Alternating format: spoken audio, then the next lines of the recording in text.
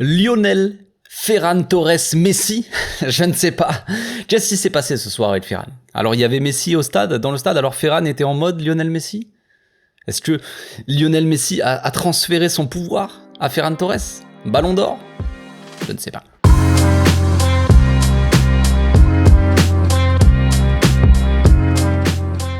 Au passage, n'hésitez pas à vous abonner, liker et commenter, c'est le meilleur moyen de me soutenir et ça fera plaisir à tonton. Victoire du Barça 2-0 les amis, victoire assez logique on va dire, c'est victoire assez serrée quand même, hein. On va recontextualiser tout ce match là, mais finalement quand on regarde un peu sur l'ensemble du match, on aurait très bien pu voir un 2-1, un truc comme ça. Moi j'avais dit, dans l'avant-match j'avais dit que Cadiz c'était une équipe, qu'encaissait pas spécialement énormément, à l'extérieur ils encaissaient environ, je sais plus ce que j'avais dit, mais on va dire proche des 2 buts, qui mettaient environ presque un but aussi, un peu moins d'un but par match, donc on était proche, 2-0, 2-1, ça aurait été assez logique. Ils ont marqué 2 fois je crois, un hors-jeu et une faute sur Ter Stegen qui était quand même assez clair. Mais voilà, on avait un match assez serré, même si ça a paru assez facile pour nous de gagner ce match. On avait une certaine maîtrise, tout ça en première mi-temps. En deuxième mi-temps, c'était pas forcément évident. Et en fin de match, Cadiz, ils ont poussé et nous, on avait quasiment plus le ballon. Donc c'était assez moche, hein, tout ça, hein, mine de rien. Donc on est satisfait. Évidemment, on est satisfait. On a les 3 points, les amis. Voilà, on a 8 points d'avance. Voilà, on sait que le Real Madrid, ils avaient un match compliqué à Osasuna hier. Ils sont allés, ils l'ont gagné ce match-là. Et oui, ils l'ont gagné. Donc il fallait que nous on réponde par aussi une victoire, les 3 points, pour qu'on garde cet écart de 8 points. Se mettre aussi en confiance avant Manchester United, c'était assez important. Pour ça, on avait vu ensemble, on avait dit, moi c'est ce que je ressentais quand j'entendais parler Xavi. Je me suis dit, la Xavineta, il va changer un petit peu. Il va changer un petit peu son équipe, il va faire encore quelques rotations. Il a dit qu'il ferait quelques rotations contre Cadiz et qu'il ferait peut-être quelques rotations aussi contre Manchester, mais voilà, qu'il allait faire un peu plus tourner les joueurs de temps en temps parce que il y avait des matchs qui allaient s'enchaîner. Donc la composition d'équipe, elle est assez logique. Moi j'avais donné une composition d'équipe assez similaire dans l'avant-match. Chose étonnante, je trouve, c'est qu'on a vu encore une fois Jules Koundé sur le terrain. Surtout qu'en plus il est pas sorti du match. Donc ça c'est un truc que je n'arrive absolument pas à comprendre. Pour moi Koundé n'aurait pas dû jouer en fait. À la limite tu le fais entrer en fin de match pour qu'il garde un petit peu une sorte de rythme. Je ne comprends pas trop. Alors ce qu'on peut comprendre là-dedans, c'est que Xavi il a mis son équipe type pour la Liga au final. Sa défense type, pardon, hein, pas son équipe, mais sa défense. Il a mis clairement au final, quand on regarde la défense, on dit c'est la meilleure défense de Liga, d'Europe, tout ça. Il l'a mise ce soir. Koundé, Araujo, Christensen, Baldé, sauf que Araujo il était suspendu, donc il n'avait pas le choix de mettre, de ne pas jouer, de pas faire jouer Araujo, évidemment suspendu. Donc il a juste fait ça comme changement. Il a mis la défense type en soi, avec Eric Garcia. Eric Garcia qui a fait un très bon match. Eric Garcia qui a été très bon, je trouve, dans ses interventions, dans son jeu de la tête. Il a pas mal dégagé des ballons de la tête sur un nombre de centres incalculable de la part de Cadiz, surtout en deuxième mi-temps. Il a fait des bonnes interventions, des bonnes montées de balles, des bonnes passes aussi vers l'avant, tout ça, des passes intéressantes. Ça, on y reviendra après, mais assez intéressant, Eric Garcia. Donc au final, la défense type, on va dire, contre une équipe de Cadiz qui est peut-être, je sais pas exactement, mais peut-être une des pires attaques de Liga. Étonnant. Moi, comme je l'ai dit, voilà, j'aurais mis Roberto à droite et j'aurais mis un milieu de terrain Pablo Torre. Pablo Torre aussi, chose étonnante, mais chose maintenant qui me paraît très claire. Pablo Torre ne compte pas pour Xavi. Voilà, ça c'est clair. C'est une chose qu'on a compris maintenant avec ce match-là. On joue contre Cadiz qui sont 17e de Liga. Voilà. Ça c'est un fait. On joue à domicile, on maîtrise plus ou moins le match quand même, surtout en première mi-temps, mais on maîtrise à peu près ce match. C'est assez facile pour nous, on gagne 2-0, on est plutôt à l'abri on va dire, on se dit on va essayer de mettre quand même le 3e, quand même, ça serait bien, but d'en dessous ça aurait été pas mal, mais bon, en dessous malheureusement a fait un match plutôt mauvais. Et finalement pas de Pablo Torre, donc Pablo Torre, il faut arrêter de l'appeler, avec la A, faites-le jouer avec la B frère. Tu le mets avec la B, il prend ses minutes avec la B, il se développe, il joue souvent, et puis on n'en parle plus, frère. Et puis après, on voit à la fin de saison si on veut faire venir Pablo Torre. Mais faire venir Pablo Torre comme ça, et qu'il ne joue jamais, qu'il n'ait même pas une minute contre une équipe de Cadiz comme ça, ce que je peux comprendre, parce qu'on n'avait absolument aucune maîtrise au milieu de terrain en fin de match, donc peut-être qu'il s'est dit Pablo Torre, c'est peut-être pas le moment de faire jouer. Ça, c'est peut-être l'explication qu'on peut avoir, mais qu'il n'ait pas une seule minute de jeu là contre Cadiz, c'est très clair. Mais il ne doit plus être appelé. Foutez-le avec la B, qui joue des minutes, et puis après on verra. c'est tout ce que je veux. Bref, j'ai passé mon petit coup de gueule, maintenant on va parler un peu plus précisément du match. Donc on avait une composition, comme j'ai dit, assez classique en défense, hein, avec le retour de Baldé, qui, pour moi, Baldé a fait plutôt un mauvais match, on va aussi développer ça après. Au milieu de terrain, on avait un Frenkie en 6 qui a été plutôt bon, voilà, sans plus, mais plutôt bon dans un rôle plutôt à la Busquets, on va dire, pour maîtriser, contrôler les sorties de balles aussi assez intéressant. On le voyait souvent descendre entre les deux défenseurs avec des latéraux qui étaient assez hauts et les défenseurs centraux qui s'écartaient et un Frenkie en début de match surtout qui descendait très bas pour ressortir les ballons, chose assez intéressante pour nous. Frenkie est très bon là-dedans. Et au milieu, on avait un Serginho Robertinho Prime qui a quand même claqué un but, même si bon, son match ça va, mais première mi-temps ça va, la deuxième elle était difficile. En fait, on va en parler, mais à la sortie de Frenkie c'était un peu catastrophique. Et un Gavi comme souvent qui est beaucoup dans l'activité. Cette fois-ci, Gavi nous a sorti un rôle un peu différent. D'habitude, c'est un Gavi qui tient un peu moins le ballon, qui est un peu moins percutant balle au pied, un peu moins créatif, un peu moins dans la percussion, il tente un peu moins de dribble.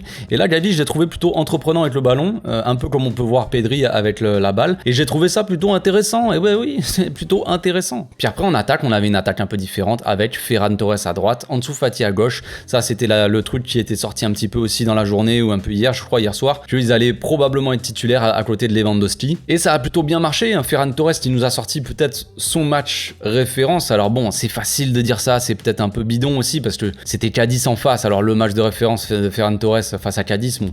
En tout cas, c'est son meilleur match cette saison, clairement. Hein, je pense qu'on est tous d'accord là-dessus. Il a fait un grand match, Ferran Torres, homme du match, hein, pour moi et pour ce que c'est sorti aussi, c'est lui l'homme du match apparemment. Mais je l'ai trouvé excellent, surtout en première mi-temps où il a été, c'était le joueur le plus dangereux en attaque. Parce que déjà, c'est le meilleur joueur sur le terrain avec Christensen pour moi, Eric Garcia très bon aussi et peut-être Gavi au milieu. Mais en attaque, ça n'allait pas. Ansu Fati, rien. Lewandowski en première mi-temps, en deuxième mi-temps aussi même, assez compliqué pour lui, très difficile face à Fali qui faisait que de le soulever, de lui tenir le maillot. C'était assez désagréable, j'imagine, pour lui de jouer, mais on n'a pas senti un grand Lewandowski. Il avait du mal, hein, quand il redescendait, on allait le chercher, il faisait des contrôles un peu approximatifs, il avait du mal, alors il redescendait, il cavalait, on aurait dit Sergio Roberto qui redescend jusqu'au milieu pour aller faire une passe en retrait. Pas très fou, quoi, jusqu'à ce qu'il marque un but, évidemment, hein. Ça c'est Lewandowski, hein. Il peut faire un mauvais match et au final te claquer quand même un petit but, évidemment. Donc ce qu'on peut retenir de ce match-là, c'est surtout la première mi-temps qui a été plutôt bonne. On a un peu galéré en début de match, c'était pas évident, ils jouaient en bloc bas, assez compact, on le sait, Cadiz, c'est une équipe qui est pas facile à jouer pour nous, on a un peu du mal face à eux, c'est la bête noire. On avait une défense centrale qui sont des bons joueurs de ballon, qui savent très bien relancer. On a vu un Eric Garcia qui jouait très long, souvent en diagonale sur Ferran Torres, très important, pied gauche, pied droit, toujours de la grande qualité pour ressortir les ballons, Eric Garcia. Donc ça c'était très bien, on avait des défenseurs qui osaient aussi dépasser un peu leur fonction de défenseur et quand ils avaient moyen de monter, de porter le ballon un peu plus haut et de provoquer un petit peu pour faire sortir cette équipe en fait, tout simplement. Quand t'as une équipe compacte comme ça et qui laisse jouer les défenseurs, eh ben t'y vas frère, on est au Barça. Le Barça joue comme ça, le jeu de position, voilà. Le défenseur, il est pas attaqué, bah vas-y frère. Garcia et Christensen sont des joueurs qui peuvent monter comme ça, Koundé aussi sûrement. Des joueurs qui provoquent comme ça, qui montent avec le ballon, jusqu'à ce qu'il y ait un joueur qui sorte sur lui, et là tu déclenches ta passe. Et t'as une brèche un peu dans la défense. Donc je vais me répéter, mais Ferran Torres, très grand match, après qui débloque quasiment toutes les occasions à lui tout seul. Le premier but, surtout, il passe tout le monde, il fait un centre pour Lewandowski qui aurait dû marquer son but là, mais bon, il y a le défenseur qui la sort, et ça revient sur Roberto qui est là pour claquer son but, on va au moins mettre ça pour Roberto,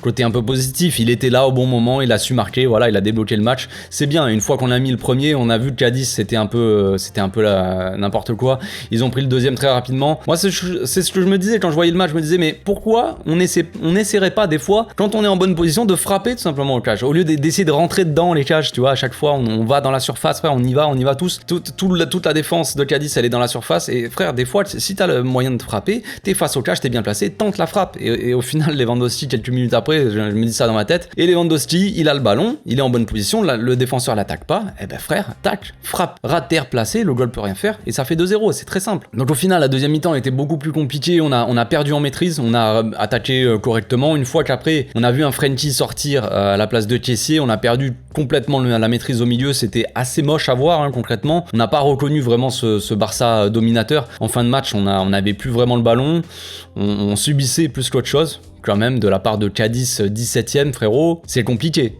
C'est compliqué, c'est quand même assez triste de voir ça. Alors je sais bien que les mecs sont pas sur le terrain, on n'a pas les titulaires, on a un milieu quand même. Kessie Roberto, frérot, c'est pas dans la maîtrise de balle, on peut voir mieux hein, dans l'histoire du foot, j'imagine. Un Gavi qui de toute façon ne devait pas sortir parce qu'il est suspendu face à United, donc il était là, mais voilà, t'as pas cette maîtrise là au milieu. Quand Frenkie est sorti, Lewandowski aussi, quand il est sorti, on a perdu un peu de maîtrise.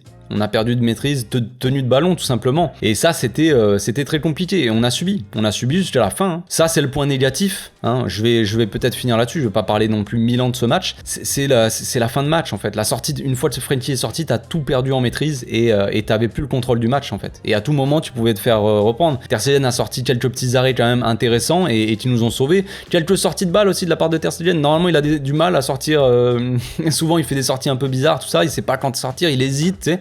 Là, il était partout, le mec. Limite, il allait sortir et claquer un but, goal volant, le mec. C'est bien de la part de Ter Stegen aussi de se mettre en confiance là-dessus, quoi. Donc moi, je vais rester sur les bons points, on va dire une bonne défense. Un Eric Garcia qui a pas l'habitude de jouer, qui a pu se mettre en confiance face à Cadiz, c'est bien. Ça nous permet aussi de pouvoir faire tourner de temps en temps. On a un match dans une semaine contre Almeria après United. Pourquoi pas mettre un mec comme Eric Garcia? Pourquoi pas mettre un mec comme Ferran Torres? Ferran Torres, à voir s'il sera titulaire contre Manchester United, qui sait?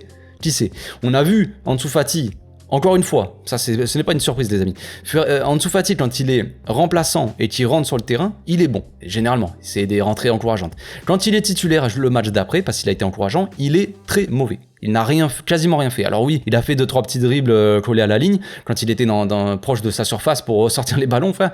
Mais quand il s'agit d'être intéressant au niveau de l'approche de la surface, c'était un peu le néant là. Et ça, on peut souligner que c'était quand même assez triste. Est-ce qu'on aura un Ansu Fati ou un Ferran Torres en attaque? Parce qu'on sait qu'on ne pourra pas faire un milieu à 4, qu'on n'aura pas assez de milieu. Gavi suspendu, Pedri n'est pas là. On aura sûrement un milieu Busquets, Frenkie, Kessie, voire peut-être Roberto, qui sait, je ne sais pas, la surprise du chef. Mais sur l'aile gauche, c'est très probable qu'on ait un Ferran Torres. Je pense que c'est probable. Alors je parle même pas par rapport à ce match-là, hein, même s'il a fait un très bon match et peut-être qu'il mérite du coup d'avoir un peu de continuité. Mais moi de base, en termes de profil, je me suis dit que ça serait peut-être plus un Ferran Torres qu'un Ansu Fati face à United. Là maintenant, après ce match-là, je pense que ça me paraît assez évident. Même ça veut pas dire que Ferran Torres a fait un bon match contre Cadiz, qui va être merveilleux contre United. Les amis, attention, hein, faut pas non plus s'attendre à des merveilles. Mais c'est encourageant aussi. Il a pu se mettre en confiance le Ferran Torres. Ansu Fati toujours pas, comme je l'ai dit, compliqué. Et pour finir, Baldé aussi, j'ai vraiment pas aimé son match. Franchement, Baldé, on connaît tous ses qualités, les amis. Moi, j'adore Baldé, évidemment. On connaît tous ses qualités dans la percussion, dans la provocation, sa puissance, la vitesse qu'il a, tout ça. Là, on aurait dit Sergi Roberto, le type. Hein. Je suis désolé,